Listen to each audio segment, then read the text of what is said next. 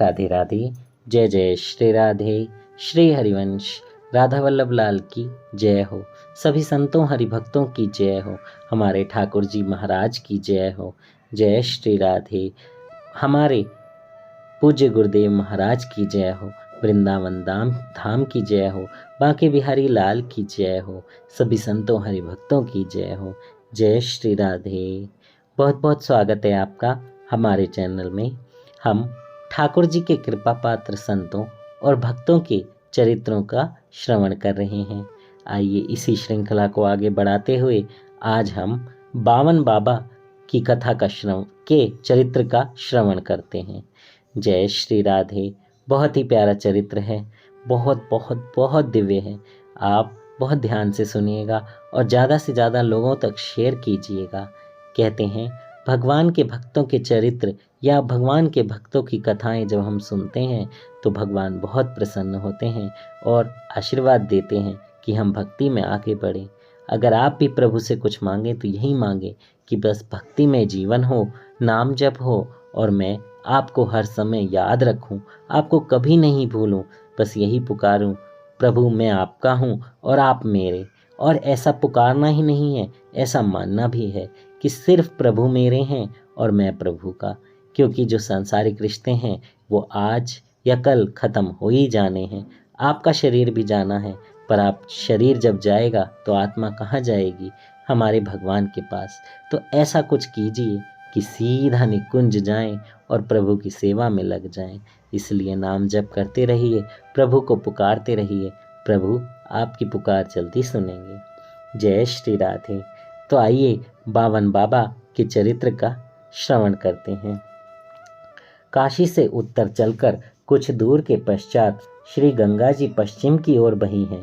यहीं पर सबसे लंबा गंगा जी का पश्चिम मुख प्रवाह है। पश्चिम वाहिनी धारा के मोड़ पर बलुआ नामक बाजार है। गंगा जी के उत्तर तट पर बाजार से 2-3 फरलांग पर कुछ पेड़ों के झुरमुट हैं। एक नाला है, छोटा सा जंगल जैसा बन गया है।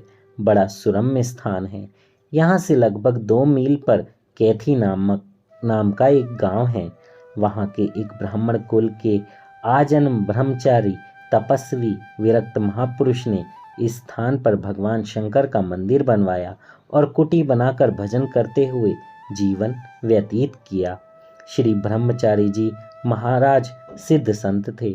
उनकी उस प्रदेश में बड़ी ख्याति थी। अपने गांव के ही एक क्षेत्रीय बालक को उन्होंने दीक्षा दी थी। यह बालक आकार से वामन था, अतः सब लोग इसे बावन कहा करते थे। गुरु के शरीर छूट जाने पर भी बावन जी उसी कुटी पर भजन करते हुए रहे। अनेक बार उन्होंने तीर्थ यात्राएं की और उनका चित्त अपने गुरुदेव की समाधि के समीप पहुंचकर ही प्रसन्न होता था। कांग्रेस का सत्याग्रह आंदोलन चल रहा था। अंग्रेज सरकार दमन पर उतारू थी। कांग्रेस गैर कानूनी संस्था घोषित कर दी गई थी। स्वयं सेवकों ने जेल खानों को भर दिया था। सरकारी कर्मचारी अब स्वयं सेवकों को गिरफ्तार नहीं करते थे, वे स्वयं सेवकों को आश्रय देने वालों को गिरफ्तार करते थे और उनकी संपत्ति जब्त होती थी। भय के कारण कोई भी उन्हें अपने यहाँ टिकाना ही नहीं चाहता था। छिपकर सहायता देने वाले तो बहुत थे, पर रहा कहाँ जाए। बावन जी ने स्वयं आमंत्रित किया शिविर मंत्री को। अपनी कुटिया और मंदिर को शिविर के उपयोग के लिए दे दिया और कहा, मेरे पास है क्या जो पुलिस वाले ले जाएंगे? मैं जेल जाने के लिए तो पहले से ही तैयार बैठा हूँ। मंत्री ने कहा, हम सत्याग्रह करके गांजा भांग बंद करा रहे हैं। आप इन दोनों का सेवन करते हैं, अतः यहाँ शिविर कैसे बनाया जा सकता है? बावन जी ने उसी समय वहीं बैठे बैठे गांजे की चिलम गंगा जी में फेंक दी और बोले, मैंने चिलम ही फेंक दी, अब गांजा तो क्या तंबाकू भी नहीं पीऊँगा। भांग और ठंडाई सब आज से छूट गई। तुम निश्चिंत यहाँ आ जाओ। उस समय बावन जी की अवस्था लगभग 65-70 वर्ष की होगी। सारे शरीर में झुर्रियाँ पड़ गई थीं। उनके यहाँ दिन भर भीड़ रहती थी।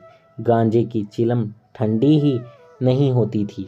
वे स्वयं कहते थे, मैं मज़े से 50-60 चिलम रोज फूकता था। भांग का एक छटांक गोला नित्य लिया करता था। नशे का इतना अधिक जो सेवन करता रहा हो, वह वृद्ध अवस्था में एक क्षण में सब छोड़ दे, यह बड़े ही दृढ़ संकल्प की बात थी। लोग धीरे धीरे नशा छोड़ने की बात करते हैं, बीमार हो जाने का भय बतलाते हैं, कोई अन्य सहारा लेते हैं, नशा छोड़ने के लिए इधर उधर जाते हैं, बहुत सारे शेल्टर्स का भी सहारा लेते हैं, पर बावन जी ने कुछ भी नहीं किया। एक ही दिन में उन्होंने सब कुछ छोड़ दिया। और आप सोचिए ये कृपा कैसे हुई, कैसे उनके अंदर ये हिम्मत आई, कैसे वो ये सब कर पाए? सिर्फ और सिर्फ भगवान के भजन की बदौलत। भगवान के भजन में उनकी आस्था, भगवान के प्रति उनका प्रेम और भगवान के नाम जप करके जो एक दृढ़ संकल्प उनके अंदर आ गया था, उस वजह से। जय हो। एक दिन में उन्होंने अपने यहाँ से गंजेड़ी भंगेड़ी लोगों के समूह को भी भगा दिया। उनके स्वास्थ्य पर तनिक भी असर ही नहीं पड़ा। बड़े सरल, प्रसन्न मुख और सीधे थे बावन जी। फसल के कटने के दिनों में गांव में जाकर अन्न मांग लाते और फिर उनका वह भंडार प्रत्येक आगत अतिथि के लिए खुला रहता। कांग्रेस शिविर जितने दिन वहां रहा, बावन जी के भंडार का अन्न ही स्वयं सेवकों के उपयोग में आया। भगवान शंकर और गुरुदेव की चरण पादुका की नित्य पूजा, गंगा जी के स्नान, गंगा जी का जलपान और गंगा तट पर विचरते हुए आने वाले साधु संतों का यथाशक्य स्वागत सत्कार, यही उनका जीवन क्रम रहा अंत तक। ऐसे आदर्श निष्प्रह जीवन अपने में ही धन्य एवं पूर्ण होते हैं। जय श्री राधे, श्री हरिवंश। तो कुछ लोग बहुत सोचते हैं इस बारे में, हम ऐसा करें तो क्या होगा, वैसा करें तो क्या होगा। वो क्यों सोचते हैं? क्योंकि उन्हें भगवान पर भरोसा नहीं होता। भगवान पर भरोसा कीजिए। इसलिए कहा जाता है कि भगवान का नाम जप कीजिए, क्योंकि जब हम नाम जप करते हैं तो हमारे अंदर भगवान के प्रति आदर बढ़ता है, भगवान के प्रति जो हमारा विश्वास होता है वो बढ़ता है कि भगवान हमारे साथ हैं। जब हम नाम जप करते हैं तो हमें एक अंदर से एक फील होती है कि कोई हमें प्रोटेक्ट कर रहा है, कोई हमारे साथ खड़ा है, कोई हमें बचा रहा है। अगर ऐसा आपके साथ हो रहा है तो आप बहुत बहुत बहुत भाग्यशाली हैं, क्योंकि भगवान आपको अपने होने का एहसास करा रहे हैं। और जिनके साथ नहीं हो रहा है वो मन लगाकर नाम जप करें। किसी चीज़ की मांग भगवान से नहीं करें, आपकी मांगें अपने आप पूरी हो जाएंगी और जो आप सोच रहे हैं उससे भी ज़्यादा आपको मिलेगा। एक बार प्रभु पर भरोसा करके देखिए, प्रभु का नाम जप कीजिए, प्रभु के सानिध्य में रहिए, उनके प्रेम में डूबे रहिए और प्रभु को पुकारते रहिए। जय जय श्री राधे, श्री हरिवंश। कथा कहने में मुझसे कोई त्रुटि हुई हो तो मुझे क्षमा कीजिएगा। जय श्री राधे, श्री हरिवंश।